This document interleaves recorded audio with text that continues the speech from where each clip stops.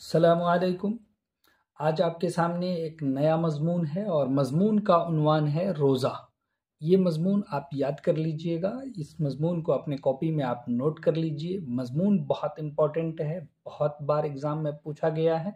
شعبان، شب برات کے مہینے کے بعد رمضان کا مہینہ شروع ہوتا ہے۔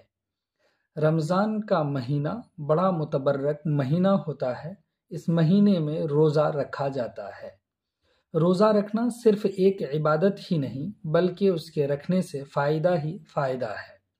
روزہ رکھنے کے لیے مسلمان مرد، عورت اور بچے صبح صادق سے پہلے تھوڑا بہت حسب اوقات کچھ کھاتے ہیں جسے سحری کہا جاتا ہے۔ اس کے بعد فجر کی نماز ادا کر کے اپنے اپنے روز مرہ کے کاموں میں نکل جاتے ہیں۔ غروب آفتاب کے وقت مغرب کی اذان ہوتی ہے۔ اذان سنتے ہی روزہ دار روزہ کھولتے ہیں اور پھر افطار کرتے ہیں۔ افطار میں انواع و اقسام کی چیزیں ہوتی ہیں۔ حسب لیاقت سبھی لوگ افطار کا انتظام کرتے ہیں۔ افطار کے بعد مرد تھوڑا گھوم پھر لیتے ہیں، پھر عشاء کی نماز کے بعد تراویح شروع ہو جاتی ہے۔ تراویح میں قرآن پاک زبانی پڑھا جاتا ہے جسے امام صاحب پڑھاتے ہیں اور مقتدی سنتے ہیں۔